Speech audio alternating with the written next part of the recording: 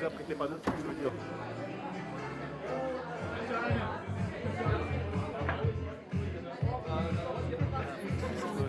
Ça serait plus heureuse dans une plus grande ville, en gros, c'est ça. Enfin, ou plus petite. Qu'en gros, ça change quelque chose si on vient d'une plus grande ou une petite ville, c'est ça.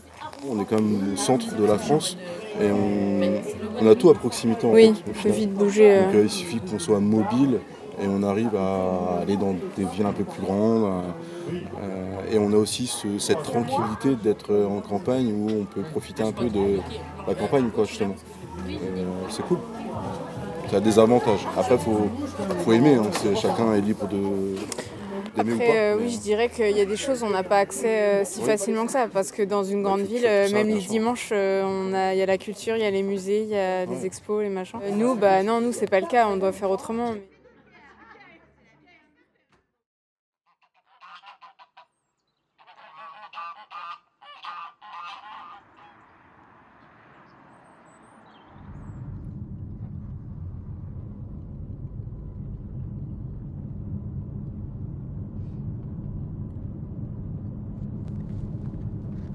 En 2021, oui, je suis parti faire un tour de France avec un camping-car pour faire des remplacements dans des territoires ruraux. C'était un peu une quête, l'occasion d'aller découvrir l'exercice de la médecine dans d'autres territoires et de découvrir aussi mon pays, de comprendre plus finement sa culture.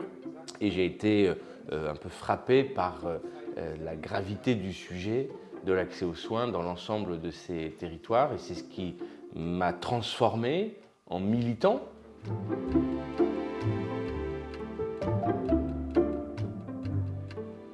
Médecins solidaires est né en 2022 dans le département de la Creuse avec le premier centre expérimental dans la commune de Agen. Moi j'habite là. Et on voit qu'il y a beaucoup de médecins qui viennent de Paris. Il y en a beaucoup qui viennent de l'Ouest, la Bretagne, cette zone-là, hein, proche du littoral, de l'océan. Et puis beaucoup qui viennent du Sud aussi, hein, avec la mer Méditerranée, là, ici. Par contre, tout ici, c'est vide. Parce que là, c'est vraiment le centre de la France, très enclavé, très isolé. C'est très important cette carte parce que ça permet de montrer aux patients, d'expliquer le concept et puis de se rendre compte de ce que c'est tous ces médecins. C'est pas juste des lignes sur un tableau Excel, c'est des visages. On a une plateforme. Chaque médecin a un identifiant et un mot de passe. Il s'enregistre et il peut réserver sa semaine en allant sur cette plateforme. Et donc il choisit dans quel centre et à quelle semaine il va réserver. Et en fonction, on arrive à avoir des médecins sur toutes les semaines qui sont enregistrés parce qu'il y a beaucoup de médecins. Ils ne sont pas bénévoles, ils sont rémunérés mais avec une rémunération solidaire. Ils sont payés 1 000 € la semaine et après le médecin reçoit un contrat de travail de manière électronique, il le signe, il vient, il est dans le gîte, on lui donne les clés de sa voiture et du cabinet médical, et puis le lundi matin il démarre. Voilà, c'est très simple.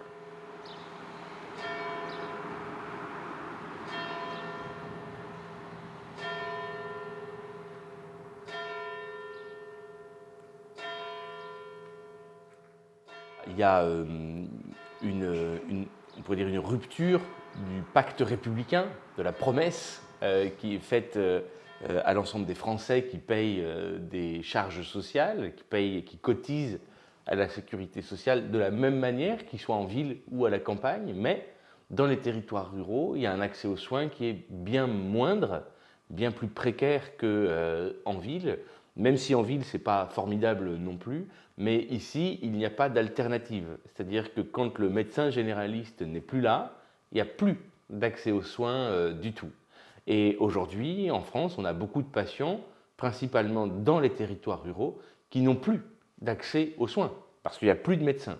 Et donc, qui ne sont pas pris en charge, qui parfois n'ont plus de traitement, alors qu'on est en 2026, en France, et qu'au même moment, dans les villes, il y a des patients qui sont remarquablement bien pris en charge pour des pathologies que l'on maîtrise très bien.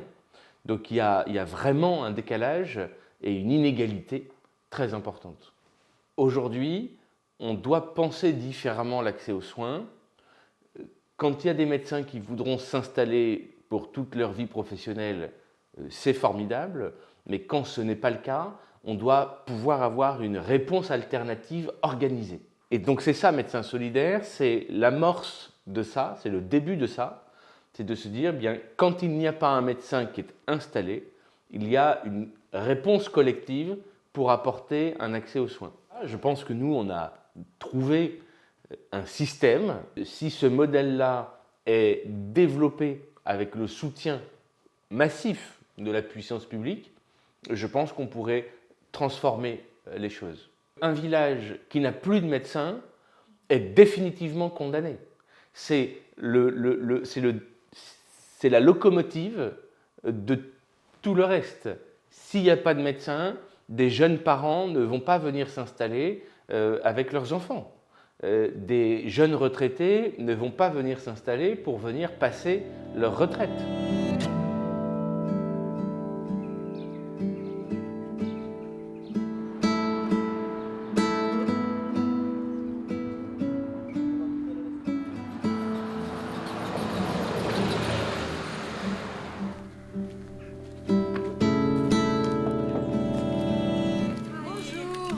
Nice to meet you, Melissa. Ravie de vous rencontrer, Anne-Laure. Christophe, ravi de vous rencontrer. Merci. Enchanté.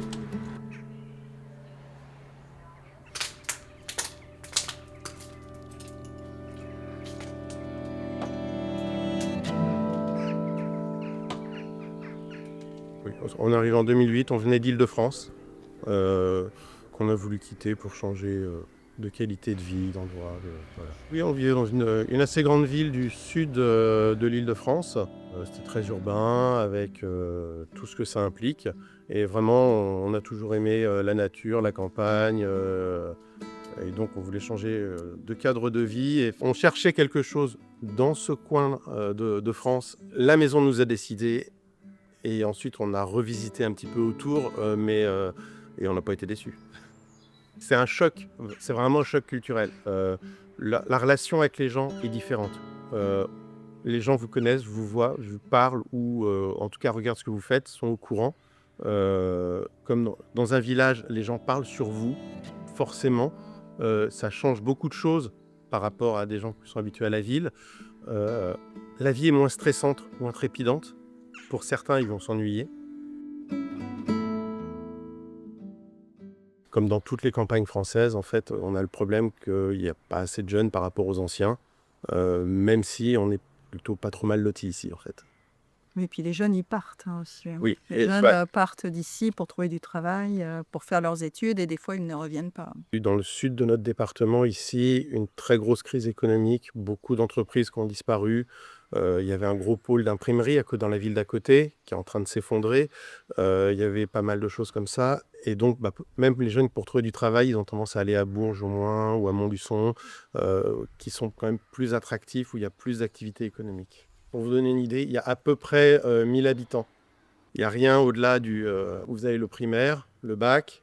Et puis après, soit vous trouvez un travail rapidement, soit il faut aller loin et en internat à plus de 60-70 km d'ici. Donc, au minimum. Voilà, soit on trouve tout de suite à travailler, soit on part. On a eu une chance incroyable ici. En fait, nos médecins partaient à la retraite. Ils sont partis à la retraite 6 mois avant que le projet de la maison médicale ne se lance. Et c'est le 3e centre seulement qui a fait l'association. Et donc, en fait, on a eu une chance incroyable ici, c'est qu'ils ont pris le relais directement.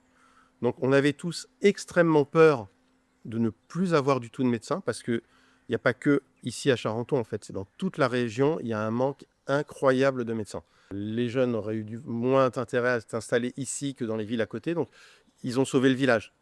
Je pense que, comme un peu partout, même si on est dans un village, il faut se parler plus. On ne se parle pas assez. Et du coup, quand on Et comme, même si c'est moins marqué qu'ailleurs, on a quand même cet aspect de la vie moderne qui vient, qui est que si on ne pense pas pareil que quelqu'un, il a presque tendance à nous prendre pour un ennemi, alors que parfois on n'est juste pas d'accord. Et ça augmente. Et c'est de plus en plus dur. Parce qu'il faut bien se dire que quand même dans le coin, ici à la campagne, à Charenton et dans les autres villages, ça vote énormément Rassemblement national. Et donc ça, c'est quelque chose qui nous déprime beaucoup. Quand on voit les résultats à chaque fois dans les urnes, ça fait mal au cœur.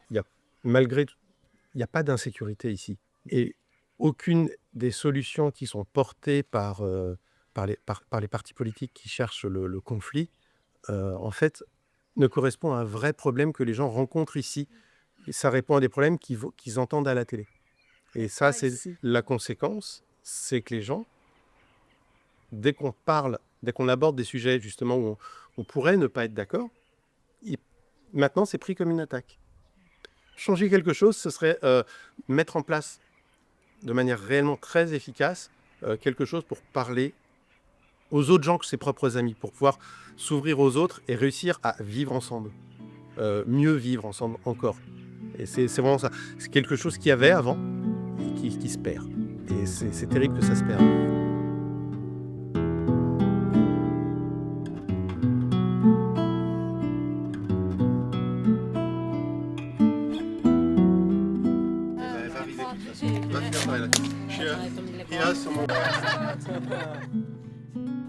Je suis née à Saint-Amand-Montrond, donc dans la ville à 10 km d'ici, en 2009, le 6 juin 2009, il y a 16 ans de cela. Je suis vraiment contente d'être née ici. Ce que j'aime le plus dans cet endroit, je pense, ma maison. Très honnêtement, j'adore cette maison. Ici à Charenton, il n'y a pas énormément de choses, mais justement, je passe énormément de temps à Saint-Amand-Montrond, où il y a quand même des activités. Je fais du tir à l'arc ou du dessin. Il y a un cinéma, même s'il est petit, il attire quand même du monde. Donc si, il y a quand même pas mal de vie sur Saint-Amand-Montrond, mais tout est centré autour de cette ville. Et c'est vrai que dans tous les petits villages aux alentours, c'est plus calme. Et je trouve que parfois, ouais, ça manque un peu d'événements, surtout plus que de choses permanentes. Les grandes villes me font un petit peu peur. J'aime bien la campagne. Il y a beaucoup de gens, beaucoup d'inconnus. La foule m'oppresse un peu, je pense, et puis il y a peu de verdure. J'avoue qu'ici, j'ai un jardin, il y a des champs aux alentours. Moi, les vaches et les champs, j'aime ça, quoi. Mais il n'y a pas le choix. Si on veut si on veut faire des études supérieures et si on ne veut pas juste s'arrêter là et directement aller chercher un travail ou alors avoir des choix d'études très, très limités. Dans les grandes villes, justement, l'avantage du fait qu'il y ait plein de monde, c'est qu'il y a forcément des gens qui pensent comme soi et qui ont les mêmes centres d'intérêt. Il y a des activités qui sont là, enfin plein de moyens de faire des liens dans les grandes villes. Je pense même que c'est plus facile que ici, où j'ai des amis par exemple, il faut faire beaucoup de kilomètres pour les voir. Je pense que ça c'est l'inconvénient des campagnes. J'ai envie que ça devienne plus dynamique, mais pas forcément que ça grossisse pour accueillir de plus en plus de gens, même si ça ferait pas non plus de mal au Berry que des gens viennent par ici.